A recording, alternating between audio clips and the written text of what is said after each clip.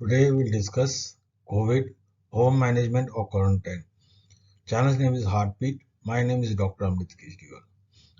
Now these are as per the present scenario for COVID home management. These are not specific and it is highly probable that in the near future the home management or home isolation or quarantine guidelines may change. So COVID. It is not the first and will never be the last pandemic. Last 2 years, we've seen the infection spread throughout the world. No caste, religion, age, sex, nationality has been spared. Some of the patients were severe and some were minimal symptomatically. In the current Omicron, most of the patients are having minimal symptoms that do not require hospitalization. So the patients having minimal symptoms are either supposed to be RAT positive, rapid antigen positive, or RT-PCR positive. They should have been seen by a healthcare worker and they have asymptomatic or minimal symptoms. And they've been advised to stay isolated at home.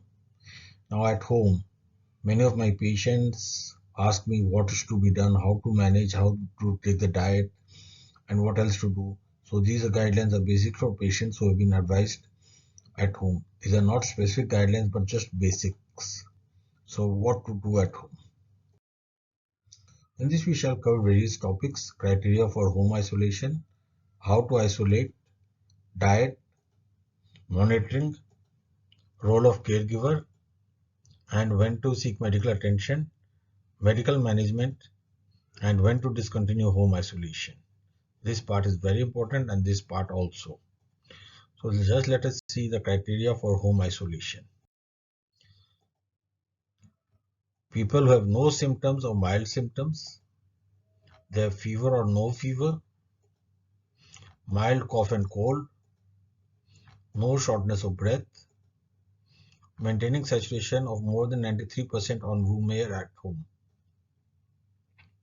So this is the criteria for home isolation. However, there are some special cases also.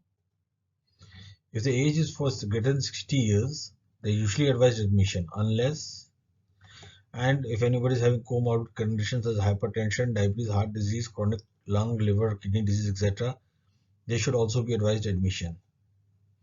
But they will be isolated at home only after evaluation by a medical officer. Even patients who are immunocompromised or HIV transplant recipient, cancer therapy example, they are to be allowed home isolation only after evaluation by a doctor. How to isolate? Ideally, they should stay alone in a single room, preferably with an attached toilet and bathroom. They should avoid contact with other family members at risk, the diabetic and hypertensive family members. Room should be well ventilated and windows should be open. They should use a triple layer mask or N95. The triple layer mask should be changed after 8 hours. If it is soiled or wet, it should be changed earlier. And discarded masks to be cut in 4 pieces and kept in a paper bag and disposed after 72 hours. So this is the mask use. They should wash hands frequently with soap and water for 40 seconds or alcohol-based sanitizer. They should not share their personal items with other family members. And obviously frequent cleaning of tabletops, door knobs, handles with soap, detergent and water. Diet. There is no specific diet for the patients. They must take rest, drink plenty of fluids. No specific diet, eat nutritious food. I personally believe avoid spicy food and avoid cold food items. Don't drink cold drinks or ice cream and avoid the spicy foods. So you must take plenty of rest and drink plenty of fluids. Monitoring. So you should do a self-monitoring of blood oxygen saturation, preferably after 6 minutes of walking. 6 minutes of walking is very simple to say, but some patients may be having 102 fever, and again they're having some joint pains or muscular pain and it's not possible all the time for 6 minutes of walking. Apart from that, if there is isolated a single room, it is difficult to walk for 6 minutes continuously in a single room. They should monitor temperature periodically. So they can make a chart with date and time, temperature to be checked by thermometer, heart rate can be checked by the pulse oximeter, saturation, SpO2 by oximeter, and they can make their own chart feeling better, same, worse, or feeling better, same, worse, breathing. So this you can make your own chart. So this will give you an estimate whether you're feeling better or worsening. If you're having continuous worsening and breathing is worsening, then you should visit medical professional. Again, if SpO2 goes below 93, you should meet a doctor. Temperature persistently more than 100, then you should meet a doctor. Regarding the other family members to quarantine themselves. At-risk individuals to stay away from the patient, like the patients who are diabetic, hypertensive, heart disease, kidney disease, they should remain away from the patient. Role of caregiver. So the caregiver has to use a triple layer or N95 mask. Not everybody should enter the room. Only one person to enter the room if required. That too for providing the food or other necessary items. The person should not touch the front of the mask. Discard mask after cutting it exactly in 4 pieces, and you should wash the hands for 40 seconds. You can use soap with water or alcohol based hand rub. Avoid touching the face, nose or mouth directly after coming and seeing the patient.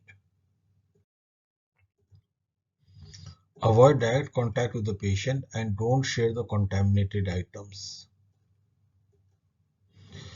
If possible, give disposable utensils to the patient who is in home isolation.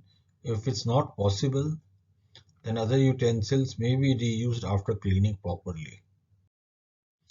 Disposables. Safe disposal of contaminated items should be done. So they should be collected in a bag.